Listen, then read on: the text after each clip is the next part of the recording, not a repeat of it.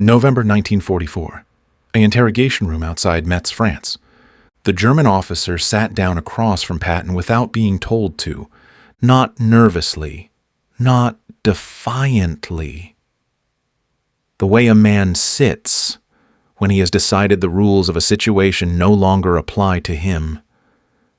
He was a general, Wehrmacht, 3 years on the Eastern Front before France. His uniform was torn at one shoulder.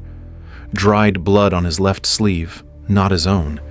He had been captured 6 hours ago during a rearguard action that his unit had known, going in, was a death sentence.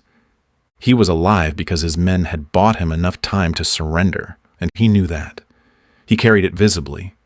Patton's intelligence officer, Major William Cross, had spent 2 hours with the prisoner before calling for the general.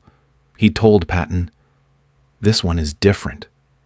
You should talk to him yourself." Patton had learned to trust Cross's instincts. He walked in, sat down, looked at the man across the table.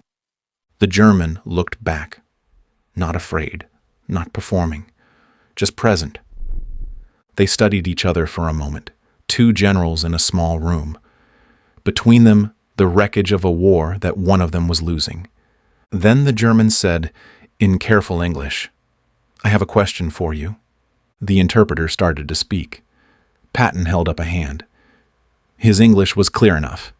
He said, "Ask it." What the German asked next stopped the room cold, and what Patton said in response was not what anyone expected. Before we continue, make sure you subscribe. We tell the World War II stories that show what happened when two soldiers stopped fighting long enough to tell each other the truth. The German officer's name was General Brenner, 52 years old. Career military, same as Patton. He had served in the First War as a young lieutenant, spent the years between the wars teaching tactics at a military academy outside Berlin, and when the Second War came, he had commanded with what his own officers described as cold precision and absolute loyalty to his men. He was not a fanatic. He was not a believer, not in the way that word meant something specific in 1944. He was a soldier who had made soldiering his life and was now watching that life reach its conclusion in a way that left no room for illusion.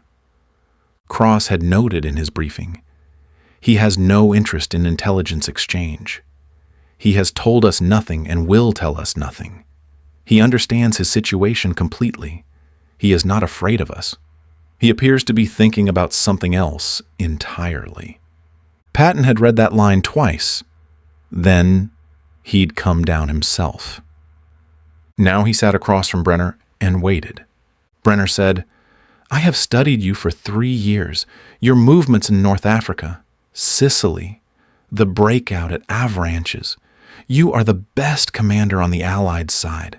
Perhaps the best commander in this war, on either side." He said it the way you state a fact, no flattery in it, no strategy. Patton said, "You didn't ask me here to tell me that." Brenner said, "No. I came here to ask you something. I have been thinking about it since this morning, when I understood the day was finished." Patton said, "Ask." Brenner folded his hands on the table. He looked directly at Patton. He said, "If our positions were reversed, if Germany had landed in America, if we had pushed your army back to the last cities, the last rivers, the last roads, if everything was lost and everyone around you knew it was lost, would you have kept fighting?" The room was very quiet. Cross, standing near the door, did not move. The interpreter looked at Patton, uncertain whether to speak. Patton said nothing for a long moment. Then he said, "Why do you want to know?" Brenner said, "Because I need to understand whether what I did was weakness or sense. My men died this morning so that I could surrender. I chose to surrender because I calculated that further resistance was pointless, that it would cost more lives for an outcome that was already determined. I want to know if you would have made the same calculation, or if you would have fought until there was nothing left." Patton looked at him. He said, "You're asking me to judge your decision." Brenner said, "I am asking you to be honest about your own." Patton stood up. He walked to the small window in the corner of the room. Outside, the gray November light of France, the sound of trucks, the ordinary noise of an army that was winning. He stood there for almost a full minute. Cross watched his back and said nothing. He had seen Patton think before. This was different. This was a man being asked something he had never been asked directly, and was deciding whether to answer it directly back. Patton turned around. He said, "Sit down. I'm going to answer your question, but first I'm going to tell you something about myself that I have never told anyone in this room." Cross looked up. Brenner waited.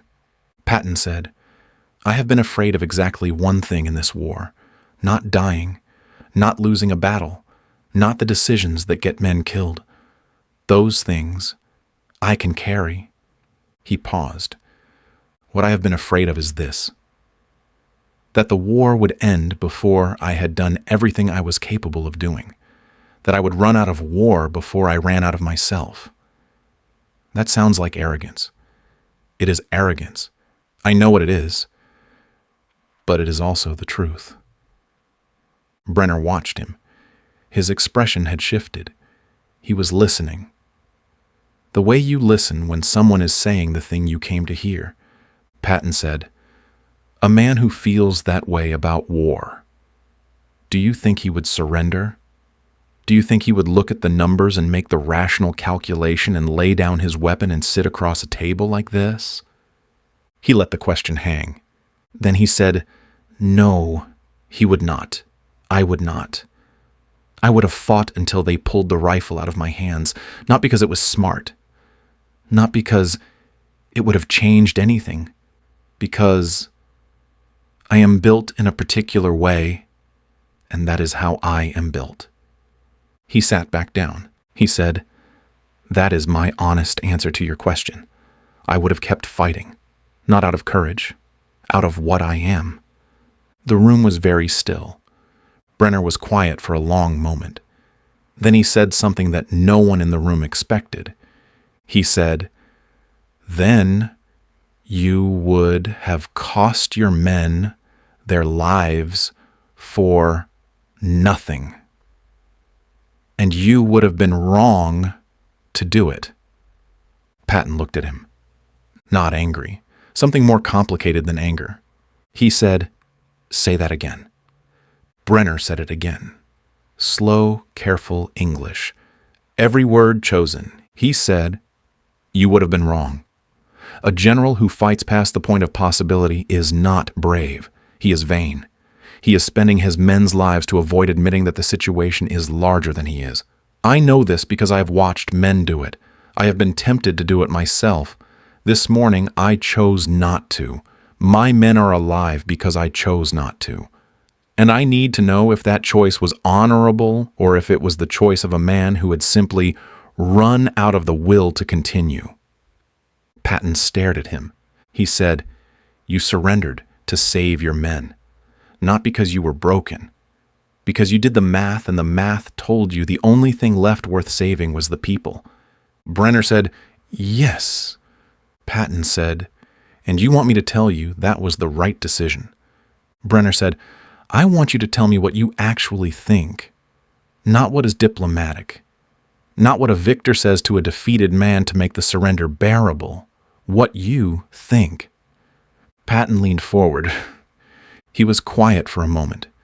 Then he said something that Cross would write in his private journal that night and never publish until 1971. He said, "I think you are a better general than I am." Brenner's face showed nothing. He waited. Patton said, "I mean that without qualification. A general who can make the decision you made this morning, who can look at everything he has built his life around and set it down because the situation requires it. That is a harder thing than anything I have ever done. I could not have done it. I know myself well enough to know that. What you did took a kind of strength I don't have. He paused. He said, "I have always believed that the general who fights the longest wins. You are showing me that the general who knows when to stop is something I never learned to be." The room was very quiet for a long time. Then Brenner said, "Your men are fortunate that the situation never required it of you." Patton said, "Yes, they are." Cross escorted Brenner back to Holding an hour later. At the door, Brenner stopped. He turned back to Patton, who was still sitting at the table. He said, "One more thing." Patton looked up. Brenner said, "You said you would have kept fighting because of what you are, because you are built that way. I believe you. But I want you to know. The fact that you can see it clearly, the fact that you can name it as vanity even while you feel it, that is not nothing. Most men who are built that way cannot see it at all." He held Patton's eyes for a moment. Then he said, "That is the difference between a great commander and a dangerous one." He walked out. Cross processed Brenner through the standard prisoner pipeline. He went to a camp in southern France, then to England, then home to Germany in 1946. He never spoke publicly about the conversation. Cross's journal, when it was partially published in 1971, was the only record of what had been said in that room. Brenner died in 1963. A schoolteacher by then, like so many of them. History at a gymnasium outside Cologne. His former students remembered a man who talked about military history the way other teachers talked about literature, not tactics, not battles, what decisions revealed about the men who made them. He reportedly told his students every year, "The hardest question you will ever face is not what to do when you are winning. It is what to do when continuing to fight costs more than stopping." Most people never find a good answer. Some of the best people I ever knew got it wrong. He never told them who those people were. Patton never mentioned Brenner publicly. The interrogation report was routine. No names, no remarkable intelligence obtained, standard notation. But Cross, in the journal entry from that night, wrote something that stayed with every historian who later read it. He wrote, "Tonight, I watched two generals sit across a table and do something I have never seen two soldiers do in 2 years of war. They told each other the truth about themselves, not the truth that makes you look good, not the truth that wins arguments, the other kind, the kind that costs something." Patton told a German general that he would have fought past the point of reason because vanity is how he is built. He used that exact word, vanity, about himself. I have never heard him speak about himself that way. I'm not sure I have heard any senior officer speak about himself that way. Brenner told Patton that surrendering his army this morning was the hardest thing he had ever done in 30 years of military service, and he needed to know from the one man whose opinion he respected whether it was the decision of a general or the decision of a man who had simply run out. And then Patton told him it was neither. He told him it was the decision of a man who understood something that most soldiers never learn, that the war is not the point. The men are the point. The war is just the circumstance. I believe he meant it. I have been with Patton for 2 years, and I know when he means something and when he is performing. Tonight he meant it. It lasted about 40 minutes. Then Brenner said the thing at the door about great commanders and dangerous ones. Then he left. Then Patton sat at the table alone for a moment, not moving, before he stood up, straightened his jacket, and walked out without a word to anyone. He went back to being Patton. But for 40 minutes, in a small interrogation room outside Metz in November 1944, he was just a man sitting across from another man, trying to work out together what it means to give everything you have to something and then ask yourself honestly whether you gave it wisely. I don't think either of them arrived at a complete answer. I have been thinking about it ever since. I am not sure there is one.